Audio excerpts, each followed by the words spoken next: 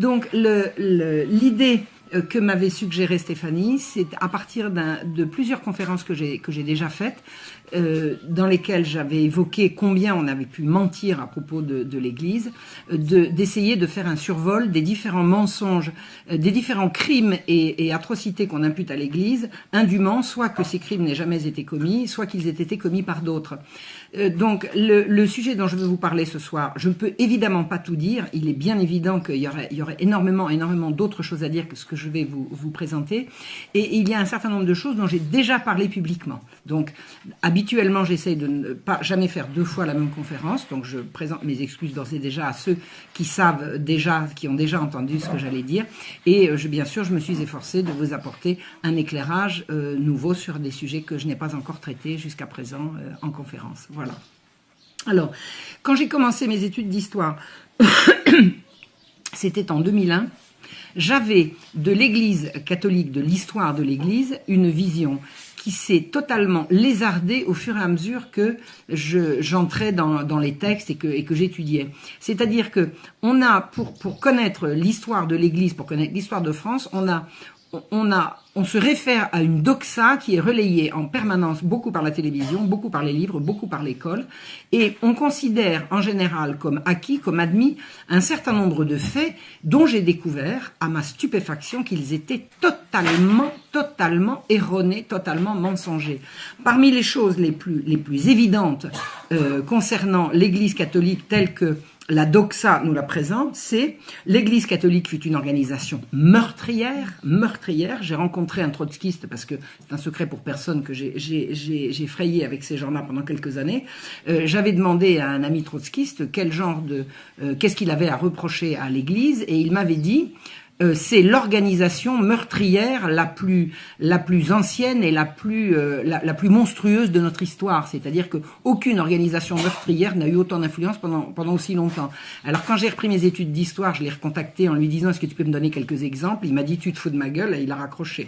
Alors j'ai commencé à sentir qu'il y avait un loup et que si c'était si évident, il avait qu'à me donner un exemple ou deux.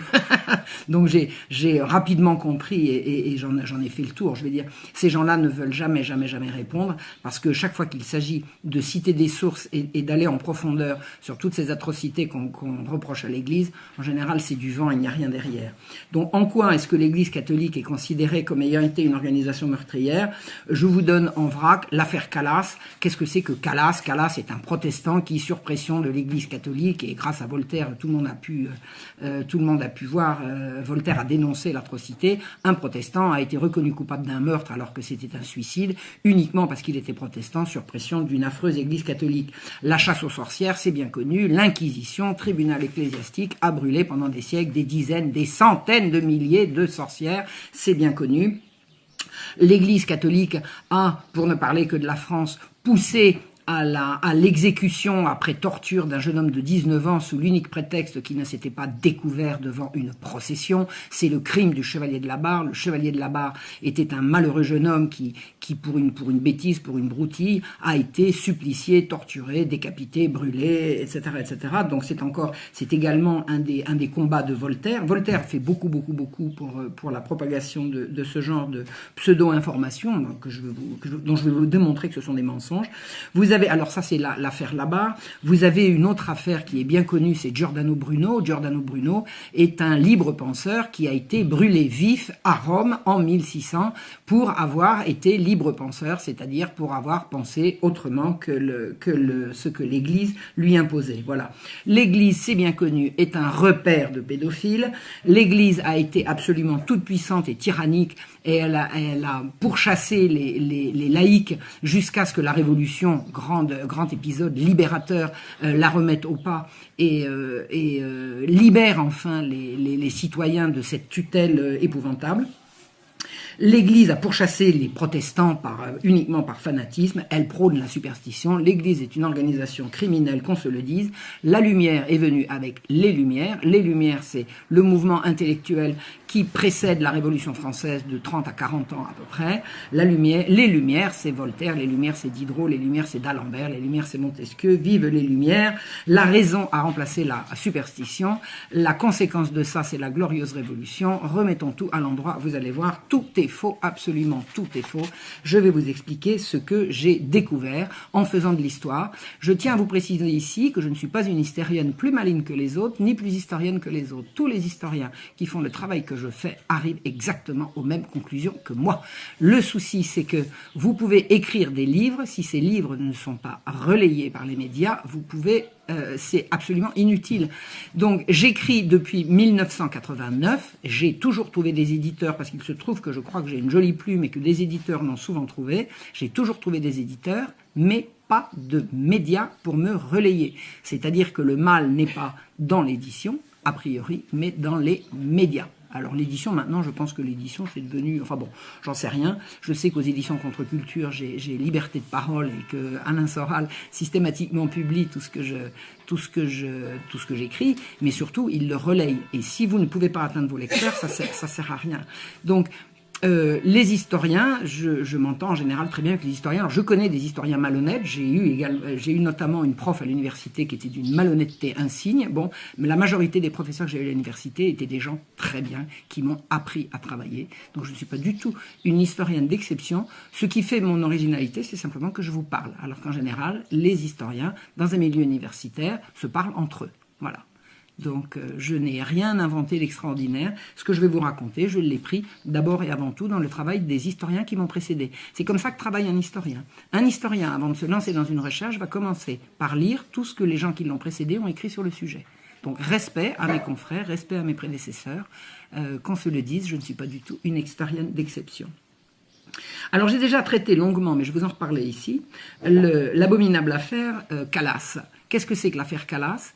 L'affaire Calas, c'est ce qui a fait de Voltaire un héros mondial. Voltaire a réussi, par la seule force de sa plume et par les pressions qu'il a réussi à exercer à travers toute l'Europe sur le roi de France, à faire casser un jugement qui, à Toulouse, en 1762, avait mené à la roue un père de famille protestant, injustement accusé d'avoir tué son fils, sous l'unique prétexte que ce fils voulait se faire catholique. Voltaire a démontré, par une série de factums, de lettres, de livres et de pressions diverses, il a démontré que le fils s'était suicidé, que la foule, en délire uniquement par fanatisme anti-protestant, a laissé croire, a fait circuler le bruit que le fils voulait se faire catholique et que le père l'aurait tué pour ça. Or, nous dit Voltaire, le fils était dépressif, il n'avait pas réussi à faire le métier qu'il voulait, il voulait devenir avocat, mais comme son père était protestant, il n'a pas réussi à devenir, il n'a pas pu devenir avocat, il n'a pas pu suivre sa vocation, et il s'est suicidé. Et c'est la méchanceté, la malignité d'un système inféodé à l'Église et surtout très à l'écoute du fanatisme populaire, du fanatisme catholique, pour Voltaire c'est la même chose, qui a poussé des juges prévenus, on disait des juges prévenus, c'est-à-dire qui ont jugé avant de savoir, à rouer vif un homme innocent. Alors je vais vous dire ce qu'on trouve dans l'affaire Calas quand on l'étudie de près. Calas était un marchand, effectivement protestant, dans une France où en principe il n'y avait plus de protestants, c'est-à-dire qu'avec la révocation de l'édit de Nantes, officiellement tout le monde était catholique, donc si les protestants voulaient continuer de pratiquer leur culte, c'était en secret, dans les secrets des familles, les gens savaient qu'un tel était certainement encore protestant, peu importe. L'affaire Calas est la suivante. Jean Calas, alors le 1761 date du meurtre, date de la mort du fils Calas. On est en pleine guerre.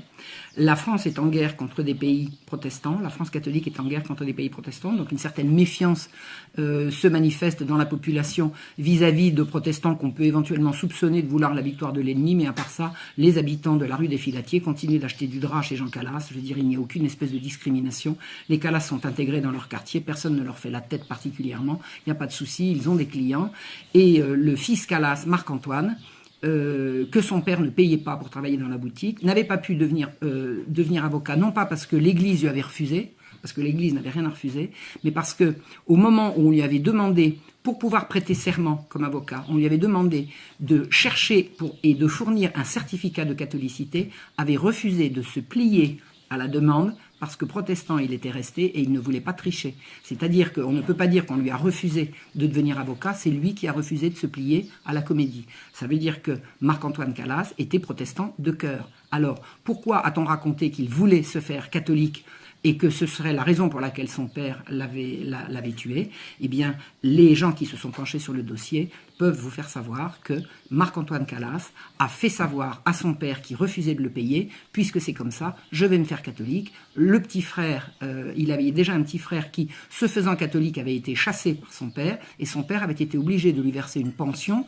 non pas une pension à titre de punition parce qu'il l'avait chassé, mais simplement parce qu'un enfant doit être soutenu par son père jusqu'à ce qu'il soit en état de se soutenir lui-même. Donc, pour payer les études du jeune frère et pour lui permettre de s'installer, la justice avait obligé Jean Calas à lui verser une pension. Et le frère aîné, Marc-Antoine, dans l'impossibilité à la fois d'être payé et de s'installer où que ce soit, puisque son père ne lui donnait pas les moyens, a fait savoir à son père, a fait croire à son père et a raconté dans le voisinage qu'il allait se faire catholique. Et plusieurs personnes ont entendu effectivement Marc-Antoine Calas dire qu'il allait se faire catholique. C'était certainement pas une raison de le tuer. Par contre, le fait qu'il avait volé des dizaines de pièces d'or à son père le jour du meurtre, là, ça éclaire quelque chose, l'affaire d'un jour tout à fait nouveau. Marc-Antoine jouait de l'argent qu'il n'avait pas, il volait son père. Jamais Voltaire, qui était au courant de tous ces détails, n'en a parlé. L'affaire Calas n'est absolument pas une affaire religieuse. Le fait que Marc-Antoine Calas ait été protestant, c'est l'aubaine de Voltaire, ça n'est absolument pas le malheur de Jean Calas. Jean Calas a été exécuté pour avoir étranglé son fils. On a raconté que le fils s'était suicidé. Il est impossible que Marc-Antoine Calas se soit suicidé. Tous les détails qui ont été vérifiés sur il était matériellement impossible, compte tenu de tout ce qui avait été dit par les témoins et compte tenu de toutes les vérifications qui ont été faites dans la maison du mort, il était impossible que Marc-Antoine Calas se soit suicidé. S'il ne s'est pas suicidé, comme il était mort, quelqu'un l'avait tué, la maison était fermée, elle ne comportait que la famille. Marc-Antoine Calas, Jean Calas a été exécuté pour le meurtre de son fils. Il n'y a là aucun fanatisme religieux, aucun crime contre quoi que ce soit, l'intolérance n'a rien à y voir. Je vous signale que exactement à la même époque, à 2 mois près, un catholique a été exécuté dans les mêmes conditions que Jean Calas, et Voltaire a refusé de s'occuper de son cas parce qu'on avait suffisamment à faire avec un protestant, on n'allait pas en plus aller s'occuper de faire réhabiliter un catholique, surtout si ça allait pouvoir démontrer que la justice ne se souciait pas de la religion des gens qu'elle jugeait, mais simplement de l'état du dossier pour savoir s'ils étaient coupables ou non du crime dont on les accusait. Donc quand vous entendez dire que l'affaire Calas est la gloire de Voltaire, sachez que c'est la honte de Voltaire. L'affaire Calas a servi à calomnier la France, à calomnier les Français, à calomnier la justice, à calomnier le roi et à calomnier l'Église catholique. Tout est faux dans ce que raconte Voltaire. Le traité de la tolérance qui a circulé au moment des attentats de Charlie Hebdo en janvier dernier est un tissu de mensonges et de contre-vérités. Alors j'en parle dans le livre que j'ai écrit qui s'appelle Voltaire, une imposture au service des puissants. Je n'irai pas plus avant dans la dénonciation de cette arnaque, c'est une honte. Je veux dire, la réhabilitation de Jean Calas s'est faite sur pression de l'étranger, à partir des menées d'un Voltaire qui était quasiment du parti de l'étranger. C'est-à-dire que la France était en guerre et Voltaire racontait tous ces factums mensongers sur la justice et sur le roi à toute l'Europe et à toute l'Europe protestante qui était en train de mettre la piquette à la France à ce moment-là. C'est de la trahison, et surtout c'est du mensonge. On ne réhabilite pas quelqu'un sur la pression de l'étranger. Enfin, je ne sais pas ce que vous en pensez, mais il me semble, moi, que la justice doit être rendue dans la sérénité. Et Voltaire a fait réhabiliter Calas en disant il faut que les juges s'entendent corner aux oreilles. Calas, le matin, le midi, le soir, par leur maîtresse et par leur valet. C'est pas comme ça qu'on rend la justice. La réhabilitation de Jean Calas est une honte. Voilà ce que je voulais vous dire à propos de ce prétendu crime catholique contre un malheureux protestant innocent. L'Inquisition et la chasse aux sorcières. J'ai écrit un petit fascicule également là-dessus quand j'ai découvert que l'Inquisition, dont tout le monde croit, on prétend, on fait circuler que l'Inquisition au Moyen-Âge a brûlé à peu près 1 million de sorcières. Voilà. Alors je vais vous dire, bon, l'Inquisition au Moyen-Âge a brûlé 1 million de sorcières, il y a 4 propositions fausses. C'est-à-dire que c'était pas l'Inquisition, c'était pas au Moyen-Âge, c'était pas que des sorcières, et c'était pas l'Inquisition, c'était pas 1 million, c'était pas que, voilà. Alors, Qu'est-ce que c'est que l'Inquisition a brûlé 1 million de sorcières au Moyen-Âge? Bon, l'Inquisition n'a jamais brûlé de sorcières. L'Inquisition est un tribunal ecclésiastique qui a pourchassé des hérétiques. Des hérétiques. Une sorcière n'est pas une hérétique. La chasse aux sorcières, qui est un phénomène incontestable et abominable, est une folie collective qui s'est emparée de l'Europe après le Moyen-Âge, les juges qui ont jugé les sorcières, et effectivement des malheureuses femmes innocentes dans la plupart des cas, pas toutes, parce qu'il y avait effectivement des femmes qui se rendaient coupables de sorcellerie, et la sorcellerie c'est certainement quelque chose d'abominable, susceptible de semer du trouble dans les communautés, dans les villages et dans les villes. Mais les tribunaux qui ont pourchassé des dizaines de milliers de sorcières, ce qui est bien suffisant pour en faire une atrocité à l'échelle de l'Europe entière, pas de l'Europe orthodoxe, je veux dire pas de, c'est l'Europe catholique. C'est seulement quelques dizaines de milliers et pas 1 million. On est très très loin du compte. C'est après le Moyen Âge, c'est-à-dire après même la Réforme, c'est-à-dire que la Réforme protestante, c'est-à-dire le schisme qui a brisé, qui a déchiré l'Europe en deux, en faisant d'une partie de l'Europe des gens continuant de se référer au pape et une autre partie ne se référant plus au pape, ce qu'on appelle les protestants. Ce schisme a déstabilisé les communautés de croyants et la superstition, là où la religion n'avait plus la force, la superstition et la terreur a pris la place. Et la chasse aux sorcières peut être considérée comme la conséquence de la perte de la foi et de la perte de confiance des communautés. C'est un phénomène qui a duré à peu près 70 ans, qui n'est donc pas au Moyen-Âge, qui ne concerne absolument pas 1 million de personnes, mais quelques dizaines de milliers, ce qui est largement suffisant pour être atroce, et qui a été exclusivement traité par des tribunaux civils, et pas par les tribunaux religieux. Un tribunal qui s'emparait d'une sorcière, c'était une juridiction locale. La panique qui s'emparait des communautés villageoises ou des petites villes quand il y avait une affaire de sorcellerie était telle qu'un juge était saisi le matin et quelquefois la sorcière était brûlée le soir. L'Église n'a rien à voir avec ça, ni de près, ni de loin, ni de très très loin. Ni de très très loin. Ce sont les juges laïcs. En l'occurrence, les juges laïcs en question étaient des gens qui avaient une certaine tendance à vouloir s'occuper d'affaires religieuses. C'est-à-dire que les prétentions, et je vous en parlerai tout à l'heure, les prétentions des juges laïcs étaient de connaître d'affaires religieuses, mais ça n'était pas l'inverse. Ça n'était pas l'Église qui prétendait connaître d'affaires judiciaires. Voilà. Donc, l'Inquisition et la chasse aux sorcières, 4 mensonges dans une seule proposition que tout le monde considère comme vraie. Faites Inquisition chasse aux sorcières sur Internet, vous allez voir. Encore que maintenant, ma vidéo commençant à tourner pas mal, ça change. Mais au moment où j'ai fait ma recherche, au moment où j'ai voulu faire mon travail, on faisait Inquisition chasse aux sorcières. Alors, il y avait 100 000, il y avait 300 000, il y avait 1 million. Je crois qu'on est allé jusqu'à 5 millions, je crois, pourquoi pas. Enfin, on peut multiplier comme ça. Il aurait fallu plus de bois en Europe qu'il n'y en avait, vous vous rendez compte, pour brûler des gens, la quantité de combustible qu'il faut.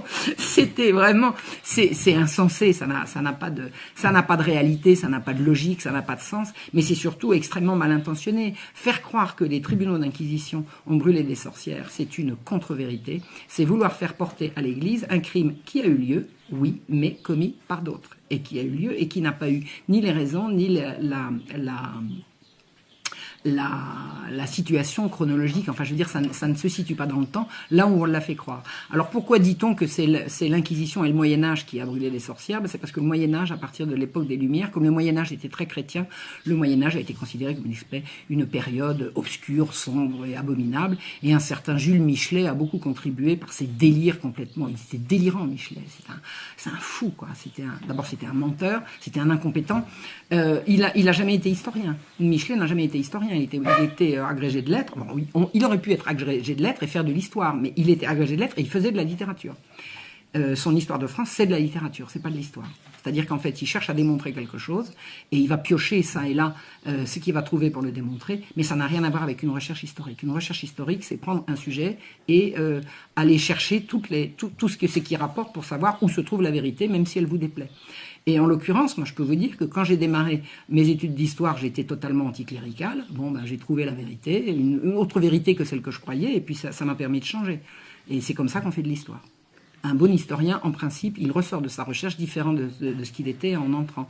Incidemment, je viens d'entendre, et ça je tiens absolument à le dire, alors je cafeterai pas, je donnerai pas le nom de la prof en question, mais je viens d'apprendre qu'à l'université, une professeure absolument directrice d'études a, à Paris 7, demandé à une étudiante de lui démontrer quelque chose pour avoir son mémoire de maîtrise. Ça n'est pas comme ça qu'on fait de l'histoire.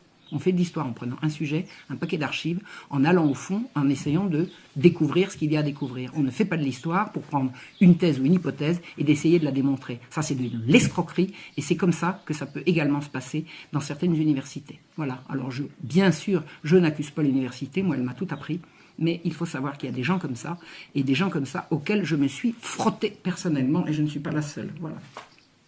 Donc, pour revenir à l'Inquisition et à la chasse aux sorcières, ce que je voudrais vous faire savoir, c'est que le pape a appelé, en vain pendant longtemps, mais il a fini par avoir gain de cause, mais c'est pas lui qui a tranché, c'est le roi de France en l'occurrence, le pape et des religieux, notamment les jésuites, n'ont cessé dans la chasse aux sorcières d'en appeler à la raison, à la modération et à la raison, à la raison.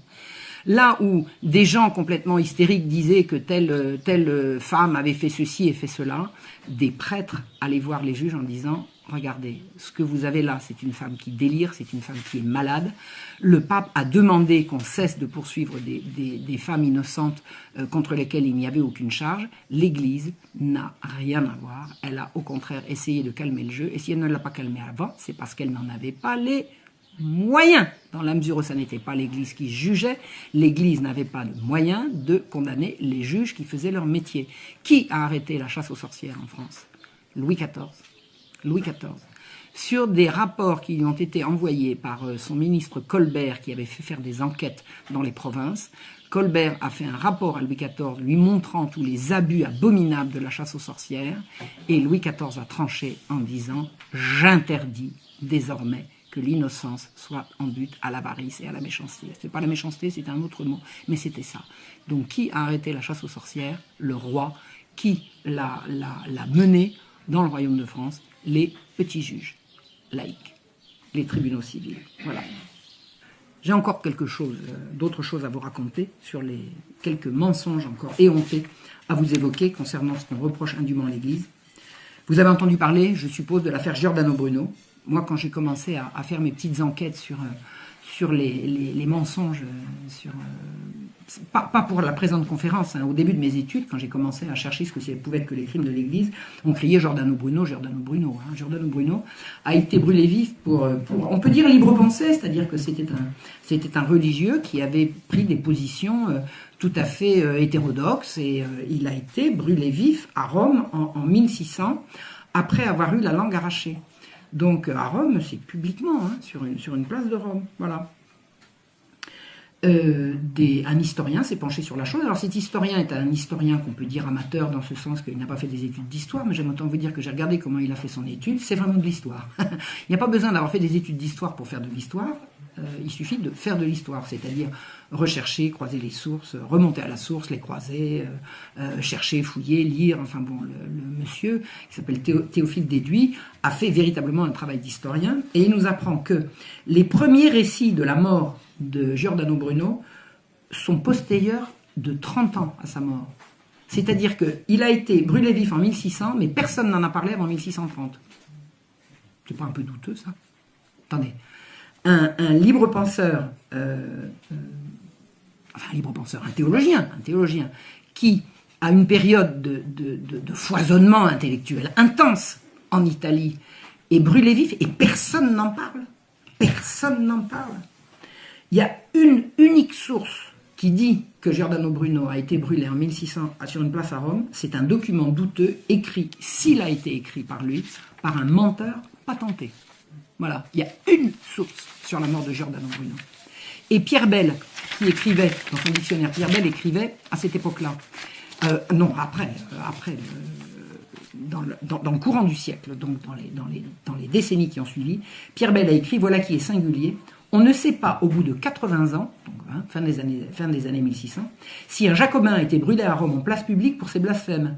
Il n'y a pas loin de l'incertitude à la fausseté dans des faits de cette nature. C'est-à-dire que Pierre Bell, lui, à qui on dit Giordano Bruno, il dit « Qu'est-ce que vous avez à me montrer comme source? Il n'y a que ça, c'est drôlement douteux. » Aucun contemporain n'a parlé du bûcher de Giordano Bruno à l'époque. Or, à l'époque, un certain Vanini a été brûlé vif à Toulouse, par le Parlement de Toulouse. C'est-à-dire par les juges laïcs. Et tout le monde avait commenté à l'époque. Donc, on aurait commenté à Toulouse et on n'aurait pas commenté à Rome. Et ce Vanini avait vainement essayé d'être jugé par l'Inquisition. Parce que s'il était jugé par l'Inquisition, c'était la vie sauve. Qui est-ce qui brûlait? C'était les juges laïcs. C'est pas l'Inquisition. D'accord? Donc, en fait, il a été brûlé, Vanini, par un tribunal laïque. Et il y a un silence absolu des contemporains sur la mort de Giordano Bruno, alors que tout le monde commente pour Vanini. Ça n'est pas crédible. Et d'autre part, des études ont été faites pour voir ce que disaient les ambassadeurs de Venise dans leurs dépêches à leur gouvernement à l'époque de la mort de Giordano Bruno. Personne n'en parle. Vous savez de quoi il est mort, Giordano Bruno? On ne sait pas, mais en tout cas, il est mort dans son lit. Il n'a jamais été brûlé à Rome en 1600. Jamais. C'est encore un mensonge. Voilà.